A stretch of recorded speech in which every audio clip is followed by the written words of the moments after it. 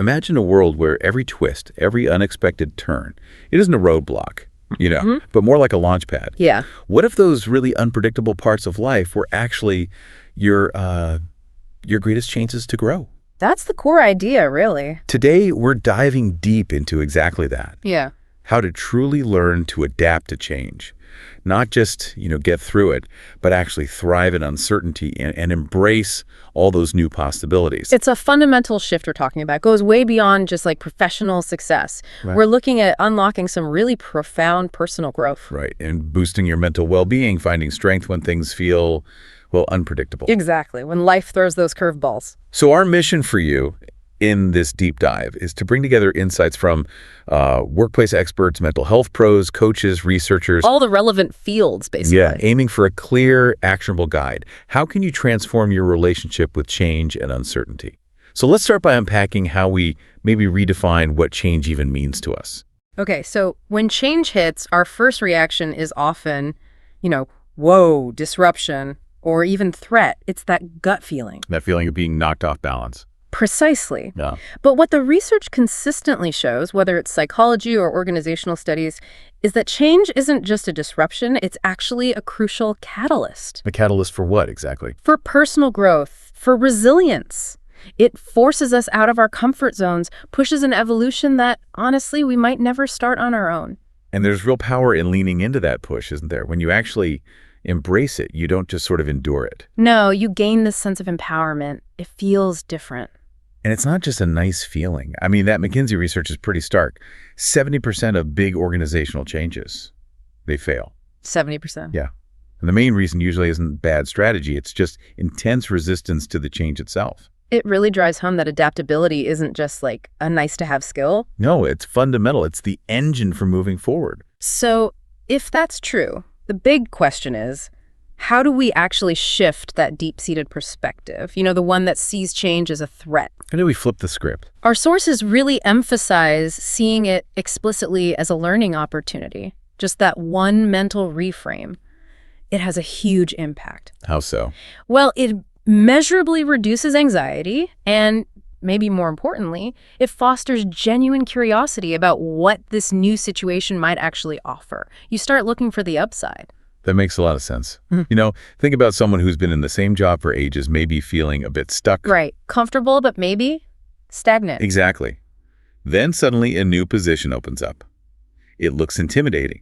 The first reaction might be fear, seeing the risks. Totally natural reaction. But if they genuinely embrace it, view it as that chance to learn. They end up developing totally new skills, meeting new people, broadening their horizons in ways they couldn't have predicted. Yeah, what looked like a massive risk becomes this pivotal moment. That's the transformative power of perspective right there, in action. Okay, so building on that idea, let's dig into the specific skills you need to navigate these dynamic, often messy environments. One that really stands out is cognitive adaptability. Cognitive adaptability, what does that mean in practice? It's basically your brain's agility. Its power to shift between different ways of thinking, process new information quickly, and adjust your strategy on the fly. So it's less about having the single right answer from the start. Exactly. It's more about adapting your thinking process to find an answer, even when things are really unclear or ambiguous. That's why it's so valuable, especially in leadership. So for you listening, this means you're better equipped to guide teams through unexpected problems, sharpen your critical thinking, and even communicate better, because you can actually grasp and work with different viewpoints. You're not just reacting, you're actively, dynamically strategizing. Makes sense. And a really concrete way to build that cognitive adaptability is through solid problem-solving skills. We all know the basic steps, right? Identify the problem, brainstorm, define the solution, implement. Sure, the classic 4 steps. But the real skill, the deeper dive, is often knowing when to pivot. When to ditch one solution for another, or even how to define the problem itself when you're in a truly confusing situation. That's honed in tricky spots. Okay, let's make that real. Imagine your boss dumps a new, super urgent project on you, but your plate is already full. Happens all the time. Instead of just freezing or saying, I can't, your cognitive adaptability kicks in. Yeah. You quickly size up the whole picture, not just the task, but who's involved, what resources you have, context. Yeah. Then you brainstorm options, maybe delegate a part, Rejuggle your existing tasks, pull in a colleague. It's that flexible, agile thinking under pressure that finds the best path. And that ties directly into cultivating both flexibility and agility. They're absolutely crucial because, let's face it, life rarely goes in a straight line. Tell me about it. Flexibility lets you bend without breaking. If a planned career move falls through or a personal goal gets derailed, you can explore other routes. You're not stuck. You adapt your approach. Right. And agility is the next level. It's about pivoting quickly, responding fast to new info or surprises. It's the speed of your adaptation. And that speed matters. Deloitte found that companies prioritizing organizational agility are nearly 3 times more likely to be top performers. 2.7 times, yeah. That's a massive edge, whether you're talking business or just navigating your own life changes.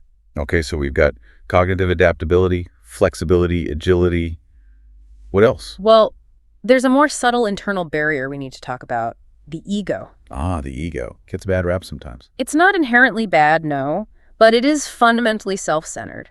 And that self-centeredness can really block effective communication and, critically, stop you from genuinely embracing change. How did that play out? Well, think about consciously practicing leaving your ego at the door. It allows you to see other perspectives much more clearly. Imagine you pitched an idea and it's just not working out. Yeah, the data's showing it's a flop. Your ego might tempt you to dig in your heels, insist you were right, try to save face. Right, defend the original idea. But real adaptability, especially in leadership, means having the strength to say, okay, this isn't working, pivot quickly, and maybe even embrace a totally different approach, maybe one you dismissed earlier, because that's what's needed now. That willingness to be wrong, essentially. Exactly. That's where the real adaptive growth happens. And speaking of those internal drivers, we absolutely have to talk about emotional intelligence, EI. Oh, definitely. Our sources consistently point to EI as a core driver for both individual and team adaptability. And resilience, too, especially in today's fast-paced world. The numbers here are pretty staggering, actually. 90% of top performers across different fields, high emotional intelligence. 90%. And the World Economic Forum predicts it'll be a top 5 skill globally by 2025. It's not just a soft skill anymore. Absolutely not. And for organizations, the results are tangible. High EI scores correlate with, 20% less employee turnover? And a 30% improvement in job performance. These are hard, measurable benefits. It gets even more focused when you look at managing change specifically. Organizations with high EI are over twice as likely 2.3 times more likely, yeah. to actually succeed with their change initiatives. It's not just about keeping people happy, it's about the team's collective ability to actually navigate the disruption effectively. Right. Think about a project manager rolling out new software that the team hates. Classic scenario. Lots of resistance. An emotionally intelligent leader wouldn't just lay down the law. They'd acknowledge the frustration, really listen to the fears, provide support and training. They create an environment where it's safe to speak up. Exactly, that psychological safety, Yeah. where people feel okay taking risks, sharing ideas, even admitting they're struggling without fear of being shot down or embarrassed. And that empathetic approach can turn resistance into buy-in. We saw that case study where it led to a 20% productivity boost after the initial friction. Wow. So it's about meeting people where they are emotionally. Oh, precisely. There's another great example. Sarah, a tech leader during a merger. Super stressful time. Mergers are always tough. Instead of just top-down announcements, she deliberately fostered open discussions, built that safety net. The result, not just better morale, but a 40% drop in turnover. 40%. That's huge during a merger. And increased team cohesion. They felt supported, so they became more resilient together. This isn't isolated either. TechWave, another firm in a merger, saw collaboration jump 50%. 50%. And turnover dropped over 25% after they brought in EI workshops. When people feel emotionally supported, their engagement just skyrockets. Okay, this is powerful stuff. Now let's tackle something that makes a lot of us instinctively uncomfortable. Uncertainty itself. The big unknown. What if I told you uncertainty isn't just something bad to be avoided, but what some psychologists are calling a good stress? That's a really fascinating angle from the research. It turns out uncertainty triggers a specific kind of response in the brain. Not just panic. No, not debilitating panic. It's more like a focused alertness. It actually makes the brain more receptive to new information, it broadens your attention span, and even improves working memory temporarily. Like a state of wakefulness. Kind of. It primes you for learning. And studies show that people who are naturally more curious, who tend to tolerate that stress of the unknown better, They actually have higher life satisfaction. Yeah, and experience more pleasurable moments. It's counterintuitive. And clinical psychology is even looking at a strong fear of the unknown as a root vulnerability for many mental health issues. So interventions are actually focused on increasing tolerance for uncertainty. Exactly. Teaching practical ways to lean into new things, to try stuff out even when you don't know the outcome. Okay, so if uncertainty can be this good stress, what does that mean for you listening right now? How do you practically thrive in it? Well, first off, it loops back to mindset, cultivating that growth mindset, seeing challenges not as final judgments on your ability, but as dynamic chances to learn and get better. That immediately lowers the anxiety stakes. Definitely. Second, laser focus on what you can actually control. In a world full of unknowns, pouring your energy into your daily habits, how you react, the actions you can take right now, that's incredibly empowering. Takes away that feeling of helplessness. Precisely. Third, actively build and lean on your support system. Friends, family, mentors, they provide that crucial emotional anchor during shaky times. Don't go it alone. Absolutely not. Fourth, reframe failure. See it as an essential, unavoidable part of learning and growing. Extract the lesson, adjust your course, don't let it stop you. Easier said than done sometimes, but crucial. And finally, maybe the bedrock. Self-compassion and mindfulness. Staying present helps manage the anxiety that uncertainty naturally stirs up. And just being kind to yourself through the process. It's not fluffy stuff. It's necessary for resilience. Mindfulness alone has been shown to cut burnout rates by, 27%? Wow, these are real, actionable strategies. They really are. And this whole idea also makes us rethink productivity, especially when things feel uncertain. How so? Because we often try to control uncertainty by over-planning. Exactly. We make these rigid plans, and then life inevitably throws a curveball, and we get massively frustrated. Because the plan broke. Right. The sources suggest true leverage isn't in the perfect plan, but in mastering those things you always control. Your thoughts, your beliefs, and your actions. Okay, give us an example of putting that into practice. All right, try this quick mental exercise. Think of a big project or a life change you're facing right now. Got one. Okay. Now just notice the negative thoughts that pop up. I don't know enough, I'm too slow, this is overwhelming.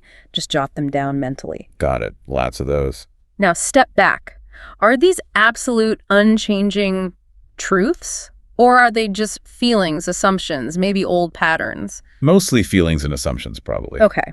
Now consciously reframe them. Turn I don't know enough into I'm learning everything I need as I go. Turn I don't work fast enough into I define my own pace and progress. Yeah, so you're actively rewriting the internal script. Exactly. It's not just positive thinking, it's rewiring your response to the challenge, shifting from unhelpful worry to proactive focus. That's useful. What else about navigating uncertainty? Well, something often missed is that opportunities themselves are frequently unplanned. They pop up unexpectedly. So you need to be open to them. Radically open.